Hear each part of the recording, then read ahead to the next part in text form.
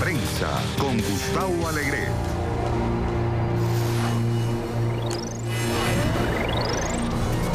En Colombia piden fiscal encargado para investigar escándalo Odebrecht, luego de la muerte del principal testigo del caso.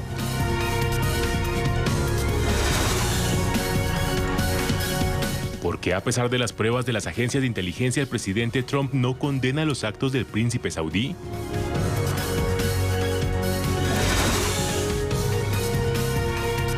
Pedro Sánchez saca las uñas y amenaza con votar en contra del acuerdo del Brexit debido a Gibraltar.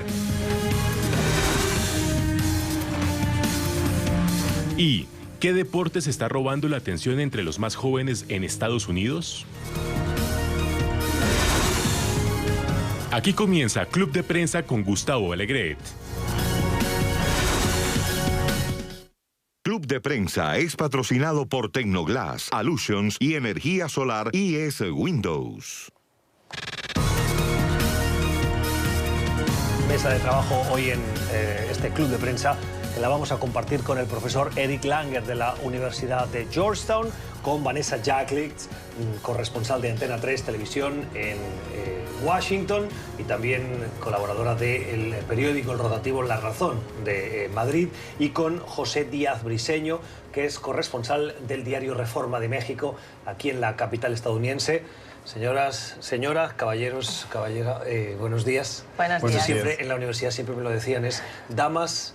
No es damas y caballeros, ¿cómo era? No era damas, señoras y señores y damas y caballeros, y no mezclar las dos. Pero señora bueno, suena muy mayor, así señora... que yo, mira, con señorita me conformo. Bueno, bienvenidas a esta mesa de trabajo. Gracias. En el que les propongo que comencemos precisamente por esa respuesta que ha dado el presidente antes de partir a Mar-a-Lago, donde va a pasar este fin de semana, este largo fin de semana de Acción de Gracias, en el que le han preguntado por la respuesta de la administración a el caso de Jamal Khashoggi, ese disidente saudí que fue asesinado cuando visitaba el consulado de Arabia Saudí en Estambul. Se ha confirmado por las agencias de inteligencia que murió a manos de miembros del servicio secreto y de la policía saudí, enviada especialmente para tal propósito, y pues que era una instrucción recibida de altos miembros del gobierno saudí. Las vinculaciones directas con el príncipe de la corona saudí están por acabar de confirmarse, pero en cualquier caso sí hay evidencia. Hay 19 sanciones impuestas por el gobierno de Estados Unidos, pero el presidente ha dicho que va a poner los intereses de Estados Unidos primero, antes que romper relaciones o que entorpecer acuerdos comerciales. ¿Es la respuesta adecuada, profesor Langer? A mí personalmente me parece que no. Yo sé que seguramente da escalofríos a los periodistas también que algún país pueda así matar a un periodista que es residente aquí en Estados Unidos. Y yo no soy periodista, pero sí soy profesor, y me parece que no solamente es la cuestión de derechos humanos, sino la forma tan descarada de simplemente matar a alguien así. Y en realidad el problema es que no sabemos por qué Trump lo está haciendo. Bueno, por razones geopolíticas supuestamente, que es más importante que una persona. Y evidentemente eso podría ser una razón. Pero el problema también es simplemente matar a residentes de un país. Eso ya es muy grave porque pone en peligro a todos los otros residentes del mismo país también, y eso es un gran problema. También el problema es que evidentemente los saudíes han tenido muchos negocios con Trump y no sabemos si eso tiene que ver con eso también o no, y eso es justamente el problema, que el presidente no todavía sigue siendo miembro o tener el beneficio de sus empresas. Entonces no sabemos si tiene que ver algo con eso, y eso es un gran problema. Además, su yerno, Jared Kushner, es muy amigo con Bin Salman, y eso también puede ser que afecte esta relación, y entonces prefieren eso. Hay una cosa más, que es Khashoggi era del Washington Post, y Washington Post para Trump es su enemigo, Entonces, creo que por eso también quiere favorecer más bien al gobierno saudí, porque es más amigo con ellos que con el Washington Post o los periodistas en general. Uy, pero este último comentario implicaría... O sea, tendría consecuencias muy graves si se confirmase. Es una especulación, lógicamente. Usted está haciendo el análisis. Es especulación, sí. Pero realmente que el presidente estuviese más a favor de un gobierno extranjero que ha asesinado a un periodista de un medio opositor sería gravísimo si la voluntad fuera perjudicar al medio. Pero yo creo que en realidad eso es el fondo. La opinión del profesor Langer. Sí. Vanessa. Yo creo que ya han pasado ya cosas muy graves, pero en este sentido también hay que ver que la investigación realizada por la CIA, si algo está demostrando de nuevo el presidente Donald Trump, es que pone casi que en entredicho que sus propios servicios de inteligencia saquen unas conclusiones que deberían ser decisivas a la hora de tomar precisamente ahora aquí acción, y no lo está haciendo porque una vez más el presidente Donald Trump está poniendo sus intereses o los intereses que él considera que tiene este país por encima de los que realmente, bueno, pues en este sentido yo creo que una de las cosas más fuertes en la entrevista que veíamos, por ejemplo, en Fox, es que él una vez más cree lo que quiere creer, ¿no? Porque él está diciendo que hasta en 5 diferentes ocasiones le dijo que él no había tenido nada que ver en esto, pero tus servicios de inteligencia están demostrando que sí que ha tenido que ver. Entonces, ¿a quién le crees? A quien tú le quieres creer, ¿no? Eso es muy peligroso y yo creo que aquí se ha abierto una caja de Pandora que va a traer muchas mayores consecuencias, probablemente con otros países implicados, porque con ellos tienen intereses como con las armas. Con Rusia, con Rusia y Putin. Efectivamente, y es que por eso creo que no nos sorprende tanto. Esta postura de Trump a mí personalmente no me sorprende tanto porque ya hemos visto que con las injerencias rusas ha tomado exactamente la misma postura, más a favor de los rusos que de sus propios servicios de inteligencia. Claro, y me parece que una vez más ya se hablaba de esta tendencia de dar un paso libre a pues personas que están acusados de crímenes muy graves y que el presidente Trump se vuelve incluso su defensor en la esfera pública. Ciertamente con estas frases, en estas declaraciones que da y dice, bueno, pues realmente ¿quién puede saber lo que ocurrió? Como si el hombre más importante, con más poder en la faz de la Tierra no pudiera tener justamente un servicio de inteligencia tan efectivo, tan eficaz como la CIA. Ahora, hay una fase interesante aquí, Gustavo, que es el tema de la supervisión del Congreso sobre lo que hace el Ejecutivo en temas de política exterior.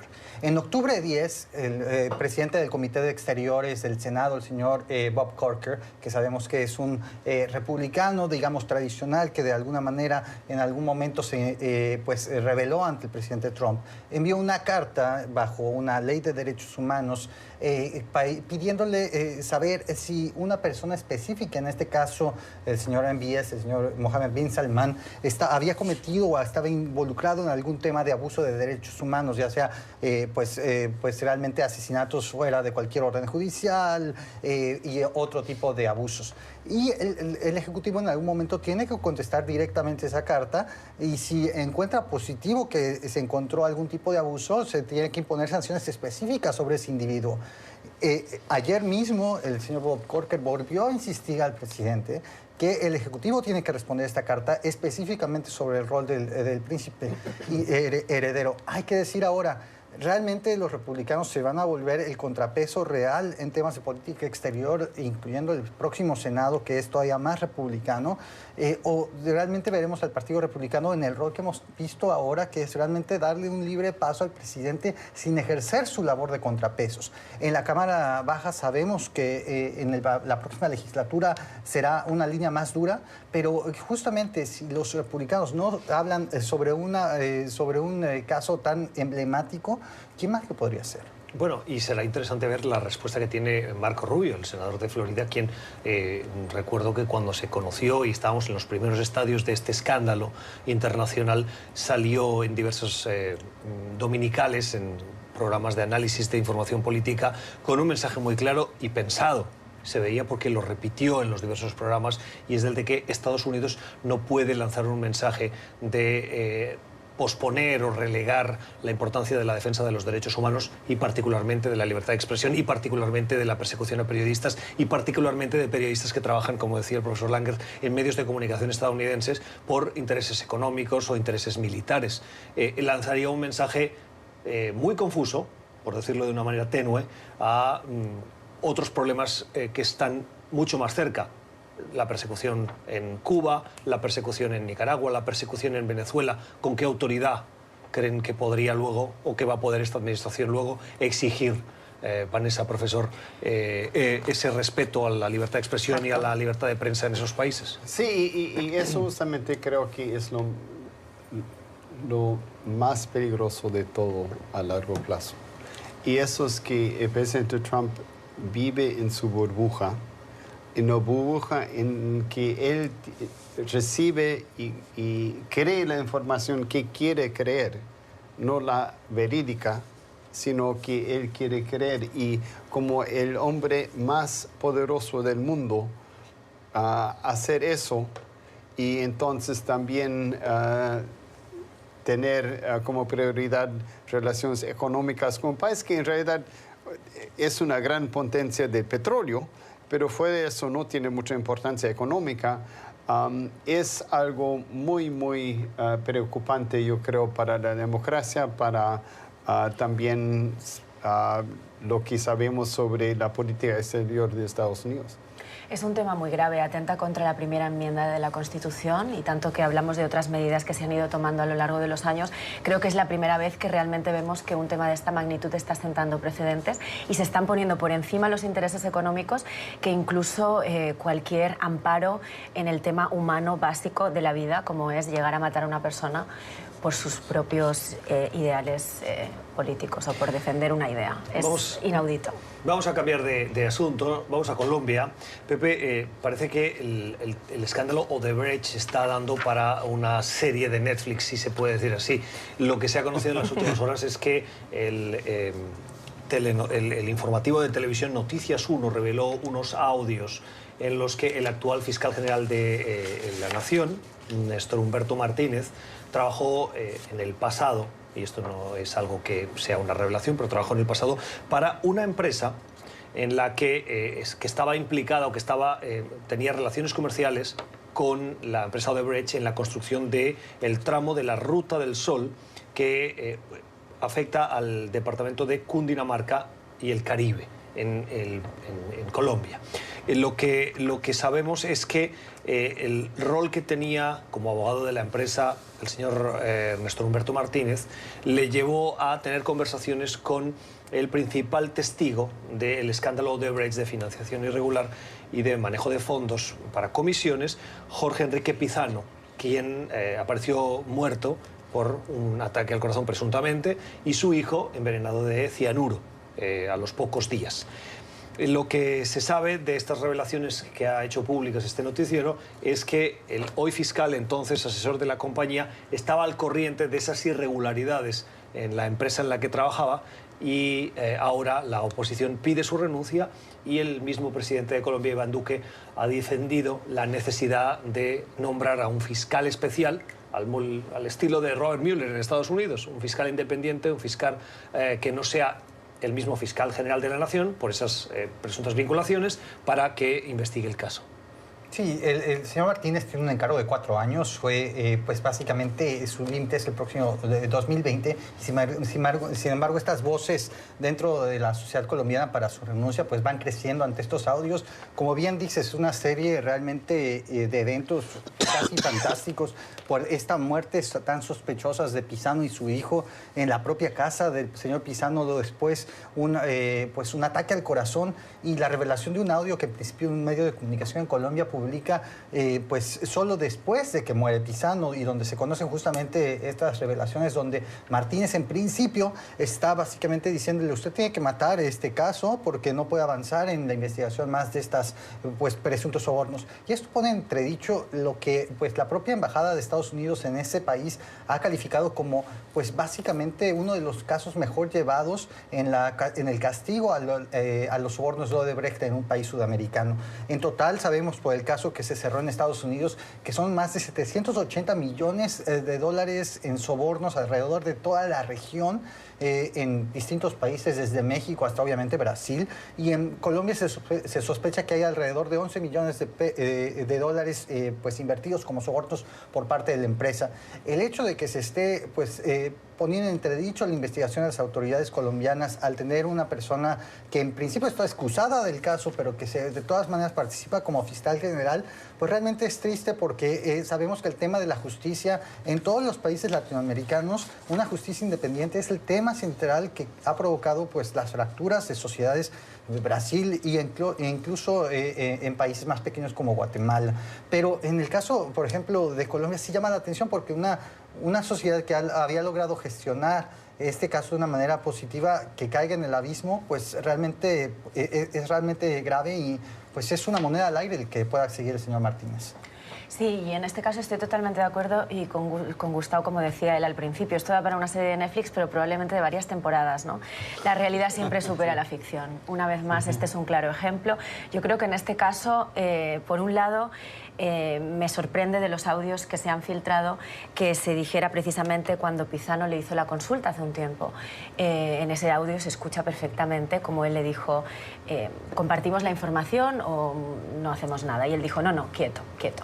O sea, eso ya es una complicidad grande de saber que está escondiendo información que probablemente era de un interés pues mucho mayor de lo que hasta ahora se ha demostrado. Y por otro lado, creo que como en otros casos de corrupción, en este especialmente porque salpica a muchos otros países de la región, creo que lo que más llama la atención es que algo peor que la corrupción es la impunidad. Claro. Y hasta ahora no ha habido ninguna consecuencia de toda esta información que se ha filtrado. Bueno, es muy interesante ver eso también de dos dimensiones más. Uno es que evidentemente habían también sobornos o pagos a los paramilitares. Que eso es importante tomar en cuenta. Entonces, ya muertes con eso, ya uno ve que la cosa está bastante seria. En segundo lugar, creo que Odebrecht no empezó a sobornar durante la administración Santos. Eso fue mucho más antes. Entonces, hay muchas administraciones colombianas de alguna forma involucradas. No sabemos hasta dónde y con quién, hasta qué nivel, pero creo que eso es una cosa que es bien seria porque el problema con Odebrecht, como en el caso del Perú en particular, ha puesto en tela de juicio todo el sistema político al final. Y creo que tiene el potencial, ya se está destapando más la cosa ahora en Colombia, que también haga eso en Colombia, que sería gravísimo por el asunto de la fragilidad de la democracia y con el proceso de paz y todo eso en Colombia, aún mucho más que, digamos, en el Perú y otros lugares. Entonces, en ese sentido me parece muy serio todo eso, pero hay que hacerlo porque la impunidad, como dices, es mucho peor. ¿Creen que en América Latina hay impunidad con el escándalo de Brecht por las ramificaciones que tiene con la política a ese alto nivel? No solo en Colombia, también lo hemos visto en otros países del continente, Pepe. Bueno, yo como ciudadano mexicano veo con envidia las investigaciones en otros países sobre el caso de Odebrecht. Vemos que en Perú, pues, casos conectados a Odebrecht, no solo han pues puesto en entredicho a pues, expresidentes de una línea, creo que al menos 4, ¿no, profesor? Entonces, sabemos de lugares como el propio Brasil, donde jueces independientes en principio llevaron pues, consecuencias bastante fuertes contra exmiembros de la clase política y, bueno, pues realmente hicieron caer el gobierno de Dilma Rousseff. El propio Guatemala con un modelo distinto donde no estamos hablando del caso de Brecht, sino de otro tipo de financiamientos irregulares de las campañas del actual presidente. También un mecanismo internacional intentó poner un alto a la corrupción en ese país. En el caso de México, ayer escuchamos una declaración extrañísima en la que el ganador de las elecciones presidenciales en México, el señor Andrés Manuel López Obrador, dijo que todos los casos de alta corrupción que se descubran y que ocurran antes de que tome el poder el 1 de diciembre, pues serán perdonados, no serán puestos a investigación. Porque él dice, vamos a poner un punto final y a partir del 1 de diciembre la vida en México cambiará y entonces la corrupción ya no existirá, y este ejemplo es para dar una buena voluntad a aquellas personas que cometieron actos y pues simplemente para seguir adelante en un nuevo México. Eso realmente habla de una impunidad terrible y un mensaje tremendo para aquellas personas que cometieron pues, alta corrupción. Pepe, cuando alguien comete delitos fiscales y los gobiernos impulsan, lo hemos visto en España, por decirlo algún ejemplo que me viene ahora a la cabeza, ¿cómo le llaman? Las exenciones fiscales o las amnistías, esa es la palabra, amnistías fiscales para delitos cometidos anterior a una determinada fecha, con la voluntad de regularizar ingresos para poner y hacer tabula rasa y empezar de nuevo, recuperando parte de esos ingresos que tenían que haber sido recibidos por parte de la Hacienda Pública. ¿No es eso también una cierta impunidad con una corrupción que se había acumulado durante años? Yo creo que hay razones para cuestionar técnicas judiciales que en distintos países del mundo existen, el propio Brasil, el propio Estados Unidos, en otros lugares del continente, sobre premiar con sentencias menores a aquellas personas que colaboren denunciando o algún tipo de corrupción específica. Pero hacer un perdón total de los actos de corrupción en un país me parece pues alarmante, y en un país como México, que tiene el caso específico de Odebrecht, regresando a como uno de los temas pendientes de justicia increíbles. No ha habido ningún tipo de persecución contra financiamientos directamente que involucran al director de la petrolera estatal Pemex en México, y que pues realmente también pone en entredicho la propia palabra del ganador de las elecciones presidenciales en México, que en principio ganó con un mensaje anticorrupción, Gustavo. Pero claro, ahora ya es presidente, entonces arrastrar el problema de otros... Bueno, exacto, electo, perdón. 10 días más. Bueno, en 10 días probablemente no querrá arrastrar los problemas de otros y que eso le pueda perjudicar la imagen, pero al final es contraproducente, ¿no? Lo interesante para volver a Sudamérica, que con la excepción de Venezuela, que en realidad hay una supremacia del rama judicial, que en realidad está mostrando que la democracia sí funciona. Y eso me parece también interesante, que en México, en Venezuela, quizás en otros lugares no, pero en general sí, y eso me parece algo positivo de toda esa cosa que es bastante negativa. El análisis de nuestros invitados hoy en este club de prensa de este miércoles frío de noviembre aquí en la capital estadounidense. Vamos a hacer una pausa y regresamos con otros temas de la actualidad.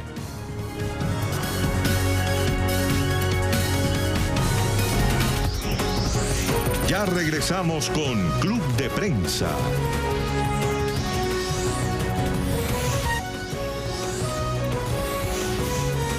Continuamos con Club de Prensa. Seguimos en esta mesa de trabajo. Fíjense lo que ha pasado estas últimas horas. Conocen Interpol, es esa agencia internacional en la que las diversas policías de los países se ponen de acuerdo para coordinarse, para investigar y para llevar casos de corrupción y de crímenes transnacionales que superan las fronteras de los países. Bien, hace un mes el presidente de Interpol fue detenido por China sin muchas explicaciones, estuvo desaparecido durante varios días y finalmente el gobierno chino reveló que lo había detenido por acusaciones de corrupción.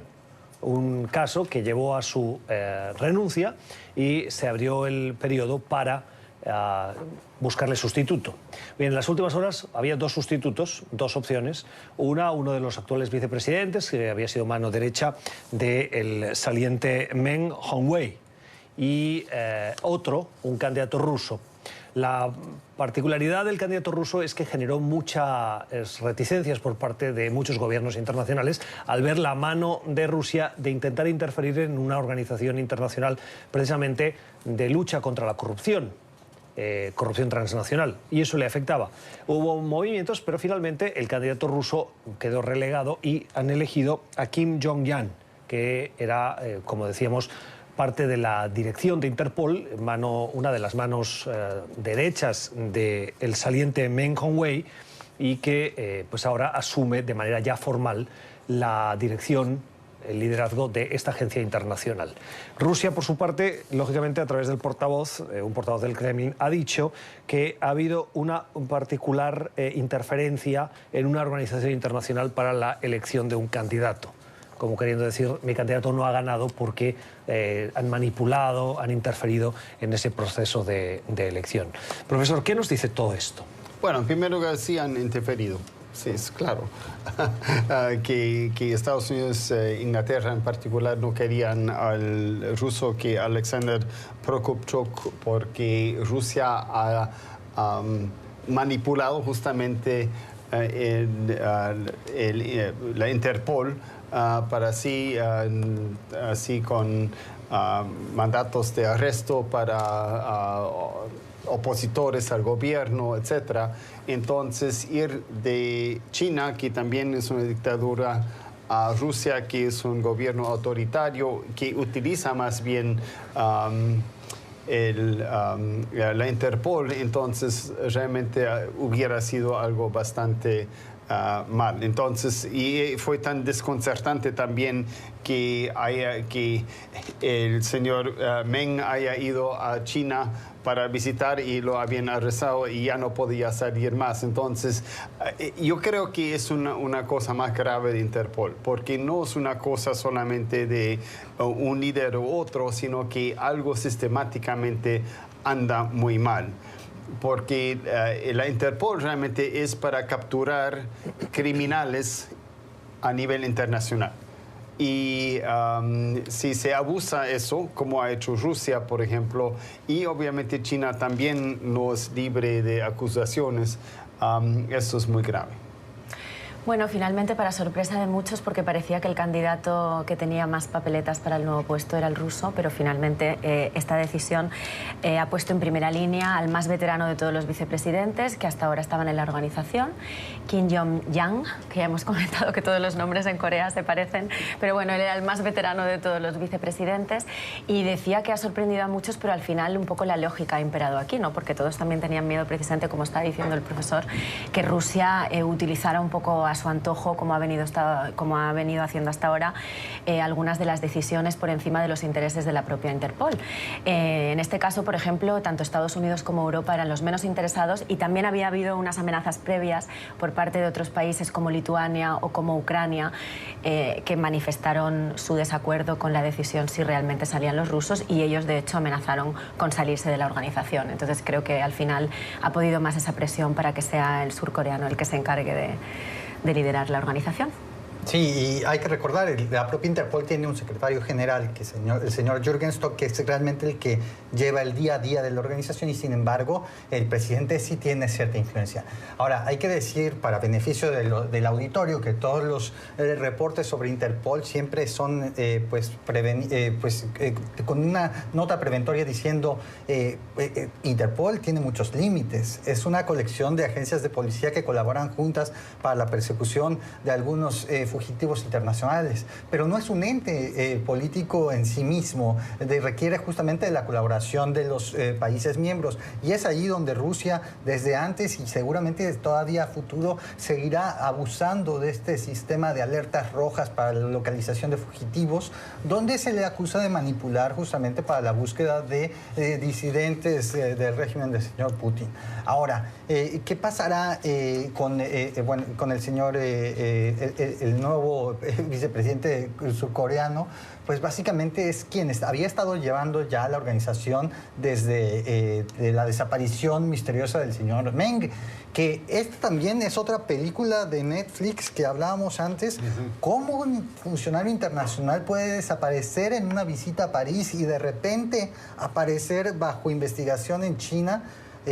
Y desaparecer? Me parece que ese es un tema pendiente que Interpol debería de todavía investigar más a fondo y en general los miembros, porque no se puede dejar permitir que un miembro de la organización como China simplemente decida pues retirar de la vida pública a un funcionario. Y sin dar más explicaciones. Casi secuestrar, ¿no? Esa es la cosa. Totalmente, y sin dar explicaciones, porque todavía no han contado realmente cuáles son las causas de esa detención.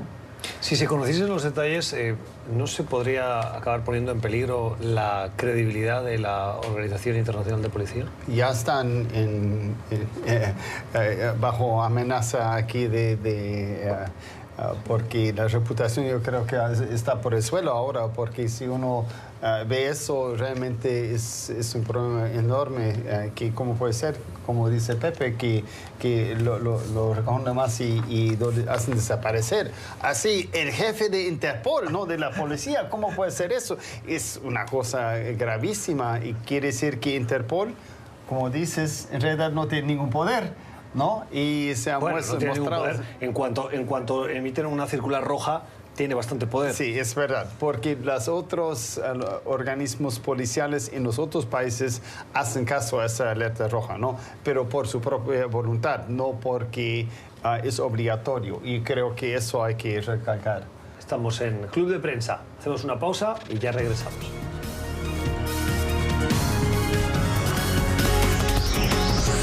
Ya regresamos con Club de Prensa.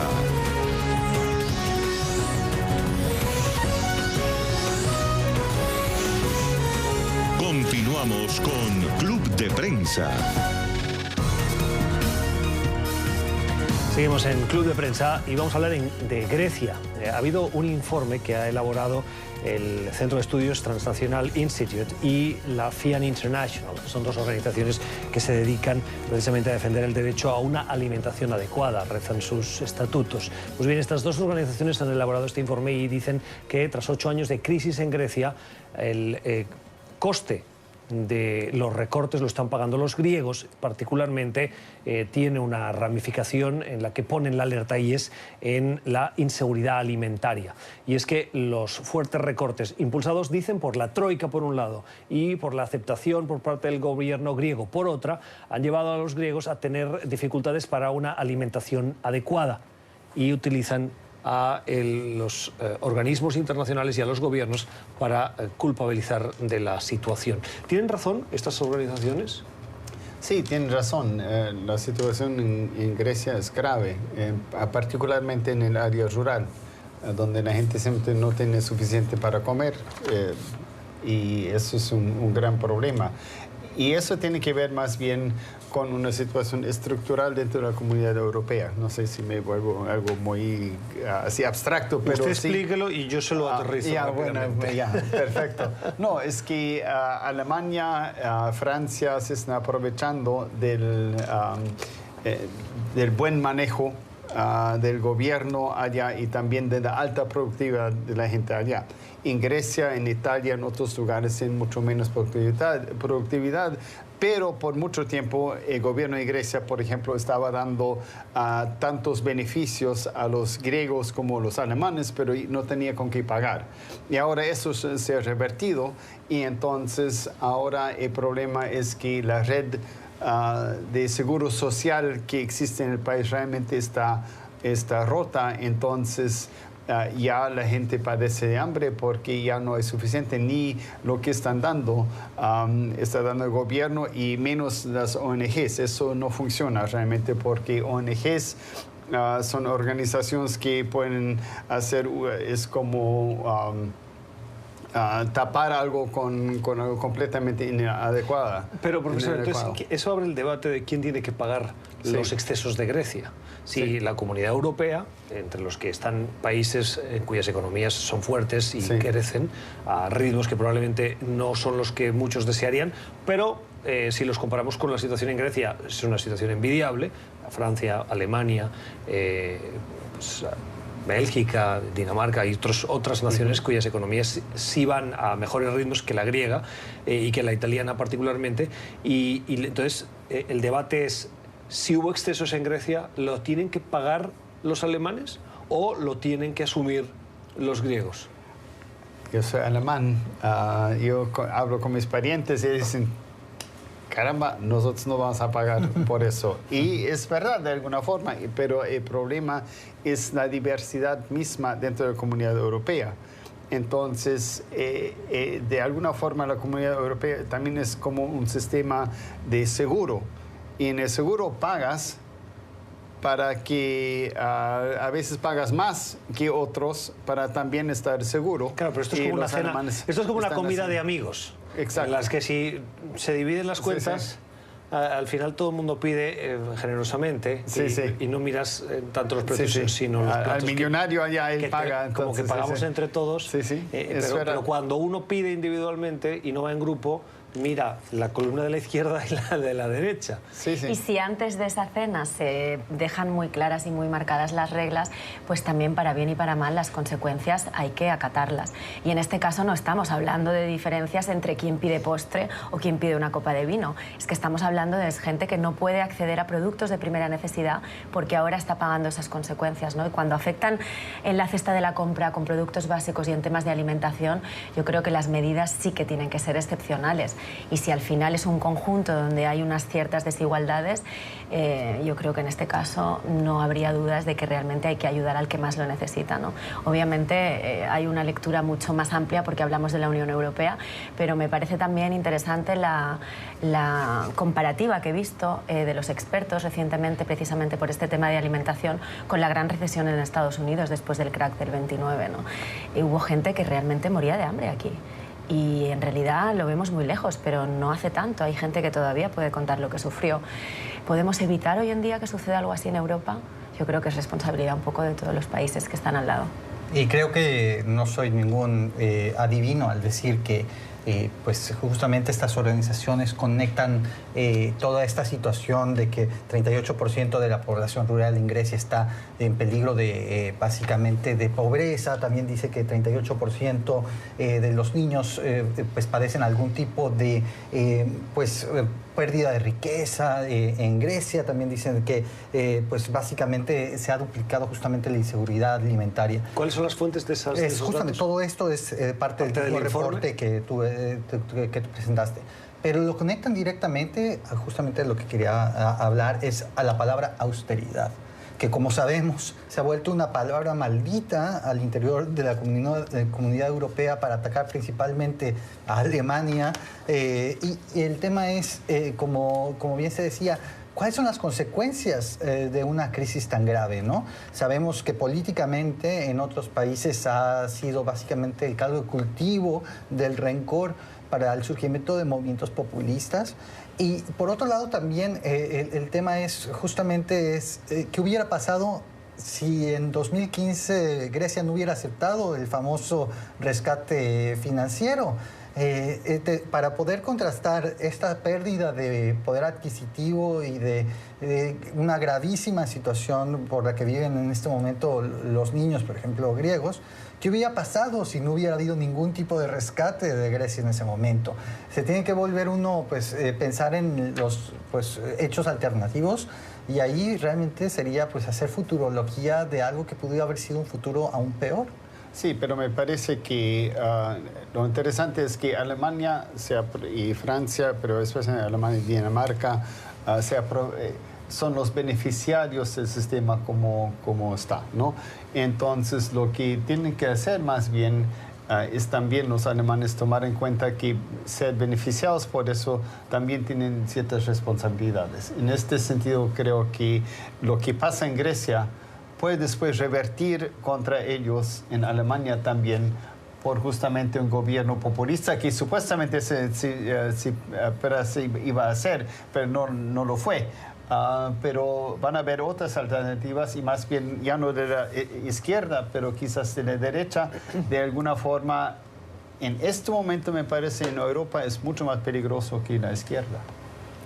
Vamos a cambiar de asunto. En Bruselas se está llevando una difícil negociación entre el bloque comunitario y el Reino Unido. Saben que Theresa May ha estado negociando con los 27 socios de la Comunidad Europea para formalizar lo que los británicos en un referéndum pidieron, que es la salida del Reino Unido del bloque comunitario. Ha habido diversos puntos de fricción, probablemente el más conocido es el de la frontera de Irlanda del Norte con el resto de Irlanda. El Reino Unido lo componen 4 territorios: Inglaterra, Gales, Escocia y Irlanda del Norte. Irlanda del Norte queda separado territorialmente de la isla del Reino Unido y está ubicada al norte de Irlanda, perdón. Pues bien, ahora parece ser que ese acuerdo, ese principio de acuerdo, tiene que ser ratificado en una cumbre que se tiene que celebrar este próximo fin de semana y los 27 tienen que darle el visto bueno, pero hay un principio de veto. Y España ha dicho que puede apelar a ese principio de veto. ¿Por qué? Porque hay un redactado que podría parecer inocuo en ese acuerdo o principio de acuerdo entre el Reino Unido y la Unión Europea, que dice que una vez acaba el periodo de transición de la salida del Reino Unido del bloque comunitario, dice, deberá negociarse con pleno respeto a los respectivos órdenes legales. Alguien podría decir, bueno, esto entra dentro de la normalidad. España está reclamando la cosoberanía del Peñón de Gibraltar, que es esa parte pequeña del territorio que está al final de la península ibérica, en donde el mar Mediterráneo y el océano Atlántico se unen para exigir la cosoberanía de ese territorio. y ven en esa redacción la posibilidad de que el Reino Unido mantenga la soberanía absoluta sobre el peñón.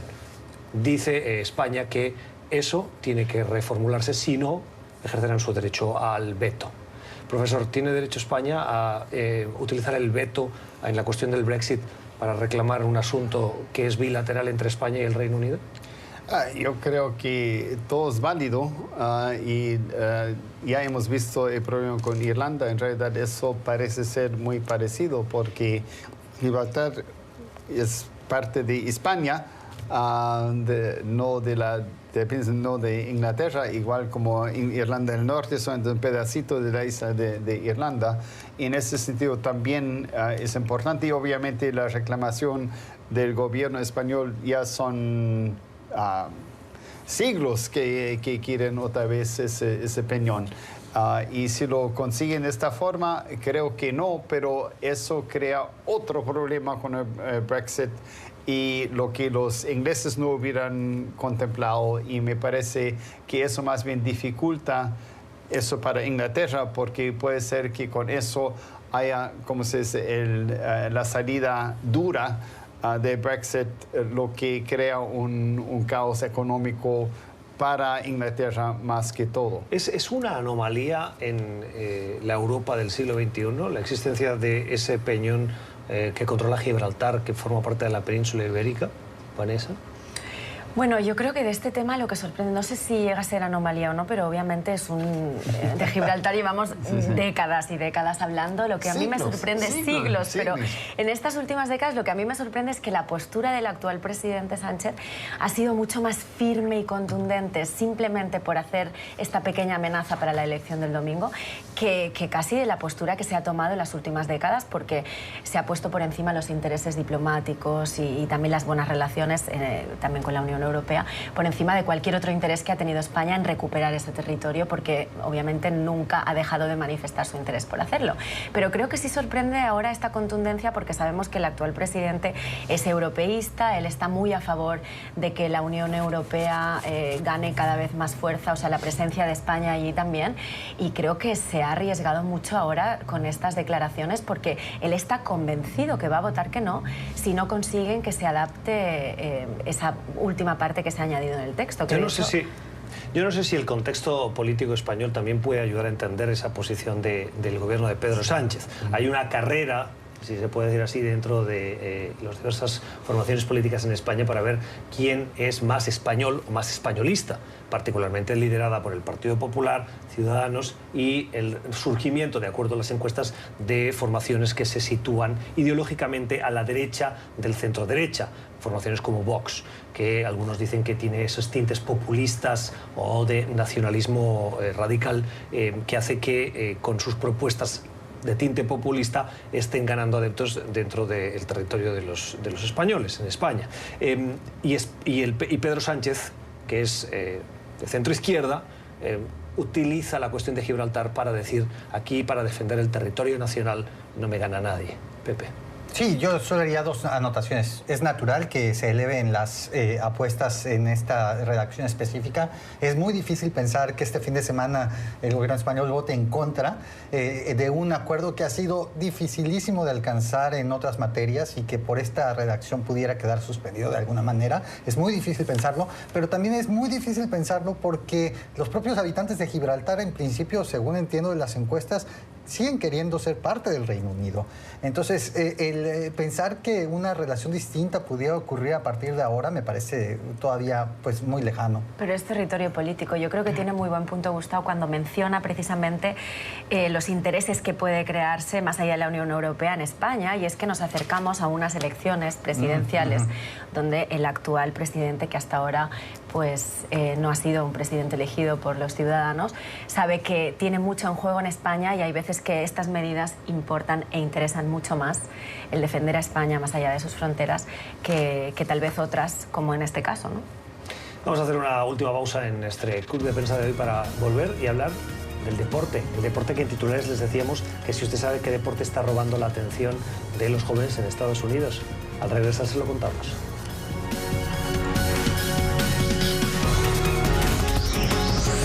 Ya regresamos con Club de Prensa.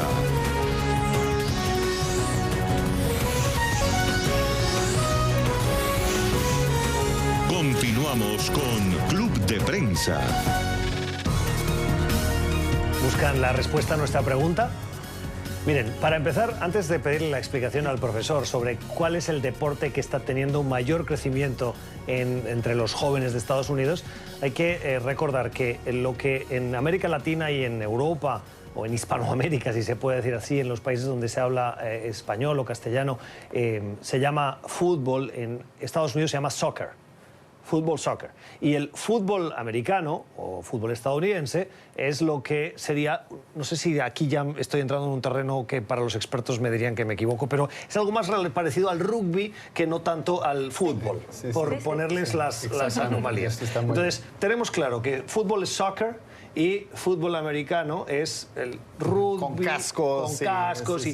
Bueno, pues el fútbol americano está generando un gran problema, una gran preocupación entre los que lo practican y sobre todo entre los miembros del cuerpo sanitario, de los médicos, de los enfermeros, de los que están pendientes de la salud de los jugadores.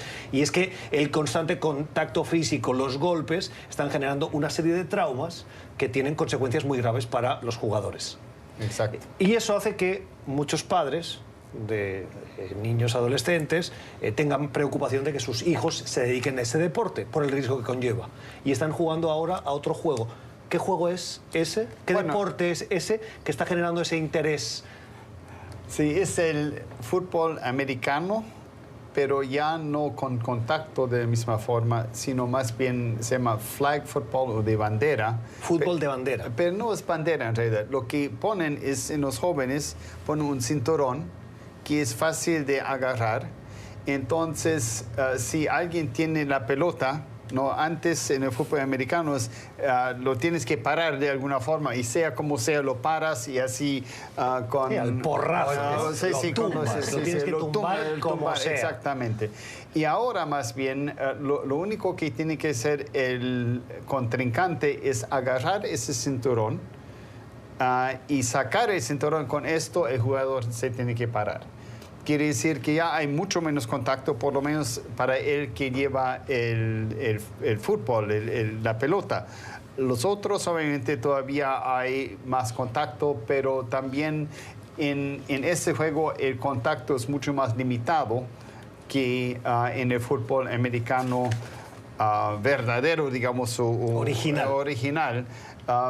Y por eso, pues, que entonces los padres que todavía les gusta mucho el fútbol americano, pero tienen temor a que sus hijos tengan esos problemas más tarde por el contacto físico, entonces juegan eso. Entonces es una forma de todavía jugarlo, son las mismas reglas, excepto que sin ese contacto tan nocivo en realidad para la salud de los jóvenes. Para la salud, las consecuencias de los golpes. Tengo un minuto para un comentario cada uno. No, yo me imagino que los padres estarán muy tranquilos y contentos porque evitarán, por un lado, lesiones en los niños, ¿no? Y también esas conductas agresivas que a veces se generan en el deporte cuando son el contacto físico mucho mayor. A mí me parece otra cosa muy interesante, lo estábamos comentando aquí en el término de la publicidad, es que en Estados Unidos el soccer, como bien decías tú, Gustavo, el fútbol nuestro de toda la vida, es el deporte más practicado en las escuelas y hasta la adolescencia. Pero después, al parecer, en las universidades y cuando se convierte en un nivel profesional, pierde las ayudas. Entonces, se convierte en el quinto. Así o sea que en el fondo, sin ayudas no hay deporte. Yo creo. Es el que más gusta, pero es el que menos se puede practicar. Pero los hispanos en Estados Unidos les sigue gustando el fútbol. Y cada vez tiene mucho más fuerza, eso es una realidad. Yo presentaré el contrapunto que realmente el tema del fútbol americano tradicional es prácticamente un tema de identidad de los estadounidenses aquí. Es una de las empresas que genera más ganancias en el país, con íconos tan importantes como los Vaqueros de Dallas, los Acereros de Pittsburgh, que me parece muy raro que ese tipo de fútbol pueda ser modificado de la noche a la mañana. Las opiniones de nuestra mesa de trabajo. Igualmente yo aquí me solidarizo con Vanessa, y es que como un buen partido de fútbol, soccer, no hay nada. Nada. Tenemos que dejarlo en este punto por falta de tiempo. Hoy hemos compartido esta mesa con Eric Langer, con José Díaz Briseño y con Vanessa Jacklix. A ustedes, gracias por su sintonía y les deseamos un feliz día.